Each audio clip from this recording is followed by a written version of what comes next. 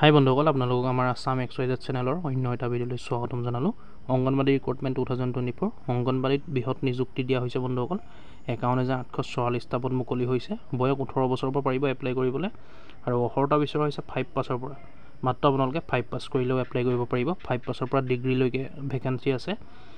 যিহেতু 51,844টা পদ মুকলি হৈছে, সেইকাৰণে 5 পাছৰ পৰা আপোনালোকে পাৰিব। আমি ভিডিঅ'টোত সকলোখিনি কথা আলোচনা কৰিম। ক'ত ওলাই আছে, কেনেকৈ এপ্লাই কৰিব লাগিব, apply process, age limit, age relaxation, salary, আমি সকলোখিনি ভিডিঅ'টোত আলোচনা কৰিম। ক'ত কিমান ভেকেঞ্চি মুকলি হৈ আছে, সেইকাৰণে ভিডিঅ'টো আপোনালোকে শেষলৈকে চাই থাকিব, তেতিয়াহে সকলোখিনি কথা বুজি পাব। Anganwadi vacancy 2024 notification out. Anganwadi jobs 2024 from online.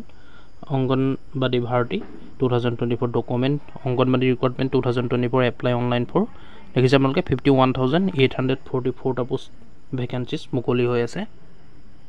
Anganwadi recruitment 2024 apply online. আপোনালোকে অনলাইন মাধ্যমেৰে এপ্লাই কৰিব পাৰিব। Good news, ministry of women child development has announce recruitment on anganwadi. 51,844টা পোষ্ট মুকলি হৈছে। অংগনবাড়ী ৰিক্ৰুটমেণ্ট 2024 গোটেই ভাৰততে মুকলি হৈছে। অল ইণ্ডিয়া জব হয়। Application forms R going to start very চুন। ইয়াৰ কাৰণে আপোনালোকে অতি সোনকালে এপ্লাই কৰিব পাৰিব। এপ্লাই প্ৰচেছ আৰম্ভ হ'ব। How to fill Anganwadi application form online. How to fill Anganwadi application forms, what should be the qualification, will provide complete information of Anganwadi recruitment 2024। ভালেমানকেইখন ষ্টেটত মুকলি হৈ আছে। wcd.nic.in ৰিক্ৰুটমেণ্ট 2024 এইটো ৱেবছাইটো ভিজিট কৰি আপোনালোকে চাব পাৰিব।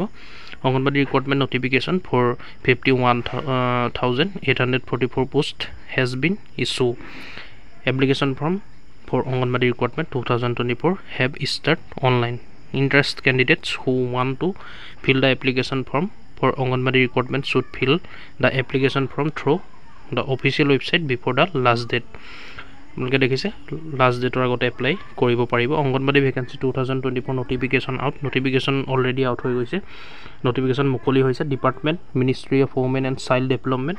ভেকেঞ্চিজ কি কি ভেকেঞ্চি ওলাইছে চাওক। ছুপাৰভাইজাৰ, টিচাৰ, ৱৰ্কাৰ, হেল্পাৰ ভেকেঞ্চিৰ পোষ্ট মুকলি হৈছে। টোটেল পোষ্ট মই কৈছোঁ 51,844টা। Notification coming soon. Start date July 2024। আপোনালোকে ষ্টাৰ্ট জুলাইৰ পৰা হ'ব। জুলাই মাহৰ পৰা এপ্লাই কৰিব পাৰিব। অফিচিয়েল ৱেবছাইট দিয়া আছে wcd.nic.in। Anganwadi post wise vacancy details. Post wise কোনটো পোষ্ট কিমান মুকলি হৈছে। ছুপাৰভাইজাৰৰ পোষ্টত 7,000+ ভেকেঞ্চি মুকলি হৈছে। টিচাৰ পোষ্টৰ কাৰণে 4,000+। ৱৰ্কাৰৰ পোষ্টৰ কাৰণে 13,000+ ভেকেঞ্চি মুকলি হৈছে। মিনি ৱৰ্কাৰৰ পোষ্টৰ কাৰণে 9,000+। হেল্পাৰ পোষ্টৰ 21,000তকৈও অধিক মুকলি হৈছে। অংগনবাড়ী এজ লিমিট ক্ৰাইটেৰিয়া চাওক। মিনিমাম এজ লিমিট 18 বছৰৰ পৰা আপোনালোকে এপ্লাই কৰিব পাৰিব। মেক্সিমাম এজ 45 বছৰলৈকে পাৰিব।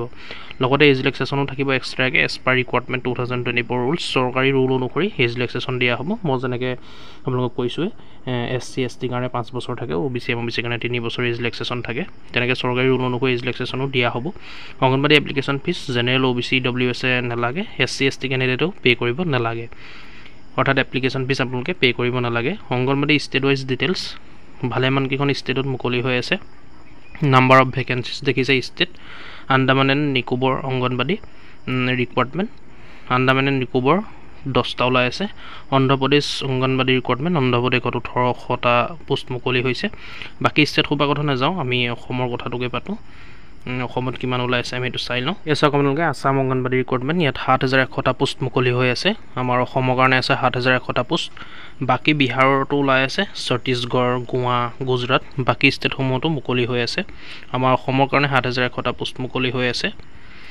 Anganwadi eligibility and qualification. ইয়াৰ কাৰণে ইলিজিবিলিটি আৰু কোৱালিফিকেশ্যন কি কি বিচাৰিছে চাওক। ক্লাছ 10 and 12, অৰ্থাৎ 10 আৰু 12 পাছ কৰিলে আপোনালোকে এপ্লাই কৰিব পাৰিব। High school exam in any recognise board in India. ভাৰতৰ যিকোনো ৰিকগনাইজ বৰ্ডৰ পৰা পাছ কৰা হ'লেই হ'ল। Bachelor degree in any stream recognise university in India.